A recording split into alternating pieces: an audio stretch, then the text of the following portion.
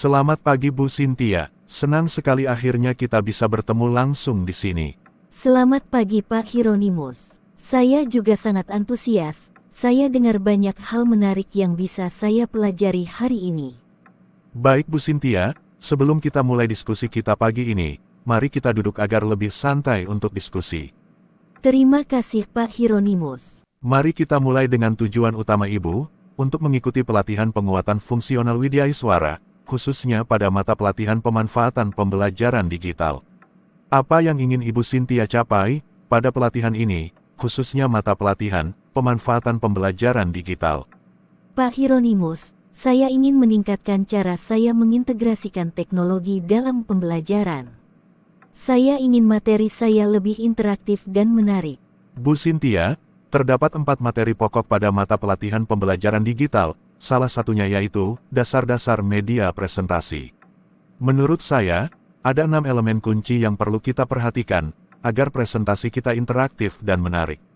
Saya siap belajar Pak Hieronymus. Apa saja ke-6 elemen tersebut? Pertama adalah desain visual. Presentasi harus memiliki tampilan yang menarik dan profesional, gunakan skema warna yang konsisten, tipografi yang mudah dibaca, dan jangan lupakan penggunaan gambar atau grafik yang relevan. Saya mengerti, jadi desain visual membantu menarik perhatian peserta dan mempertahankan fokus mereka.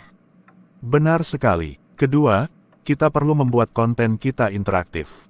Ini bisa berupa polling, tanya jawab, atau bahkan kuis singkat, selama presentasi untuk meningkatkan keterlibatan peserta. Menarik Pak Hieronymus. Interaksi seperti itu bisa membuat sesi lebih hidup ya Pak. Tepat. Ketiga, penggunaan alat presentasi modern. Misalnya, software seperti Prezi, Canva, Visme, Adobe Spark, Haiku Deck, Slidebean, e-book dan lainnya, yang menawarkan fitur yang lebih dinamis dibandingkan PowerPoint tradisional. Benar Pak, saya pernah dengar tentang Prezi. Prezi menawarkan pendekatan presentasi non-linear, dengan kanvas tunggal yang memungkinkan transisi dinamis, dan visual yang menarik dibandingkan dengan PowerPoint yang lebih fokus pada susunan slide linear. Ya, benar Bu Cynthia. Keempat, penyampaian yang jelas dan terstruktur sangat krusial. Setiap slide harus memiliki poin utama, yang mudah dipahami, dan alur cerita presentasi harus logis dan mengalir. Bu Cynthia, elemen kelima yang kita bahas hari ini adalah integrasi media sosial dan website. Ini sangat krusial di era digital saat ini. Maksudnya apa Pak Hieronymus? Dengan mengintegrasikan media sosial dan website ke dalam presentasi, kita bisa membuat materi kita lebih relevan dan menarik. Misalnya, menampilkan di website, atau feedback dari media sosial terkait topik yang kita bahas. Wah benar sekali Pak Hieronymus, saya belum pernah memikirkan tentang integrasi media sosial sebelumnya. Itu bisa menambah dimensi baru. Nah Bu Cynthia, kita sampai pada elemen yang ke-6, elemen yang terakhir, yaitu membuat presentasi yang mobile friendly dan responsif. Ini super penting di era digital saat ini. Maksud Pak Hieronymus, presentasi kita dapat diakses peserta melalui smartphone. Tepat sekali Bu Cynthia, bukan cuma di smartphone, tapi juga di tablet, atau perangkat apapun yang digunakan peserta pelatihan. Kita nggak pernah tahu mereka akan akses dari mana, jadi presentasi kita harus responsif di semua layar. Oh gitu ya Pak, karena itu kita perlu memperhatikan desain dan layout kita. Benar, misalnya, menggunakan font yang cukup besar dan elemen visual yang tetap jelas dilihat dari layar kecil. Plus, pastikan website atau media sosial yang kita sertakan juga responsif. Berarti, saya harus tes presentasi di berbagai device sebelum saya presentasikan ya Pak. Itu ide yang bagus Bu Cynthia. Kita harus memastikan semua peserta pelatihan, dengan device apapun, mereka dapat mengakses presentasi kita, mereka dipastikan dapat menikmati, dan mengambil manfaat dari presentasi kita.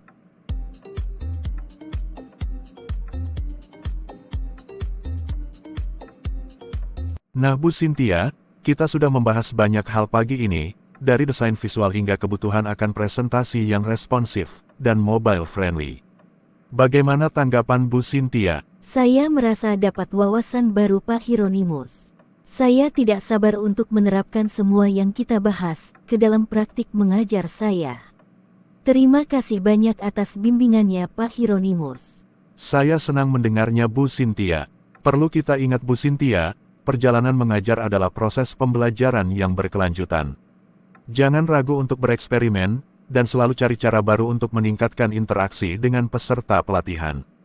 Siap Pak Hieronymus. Saya pasti akan kembali, jika saya membutuhkan lebih banyak insight, hal-hal baru, atau hanya ingin berbagi pengalaman.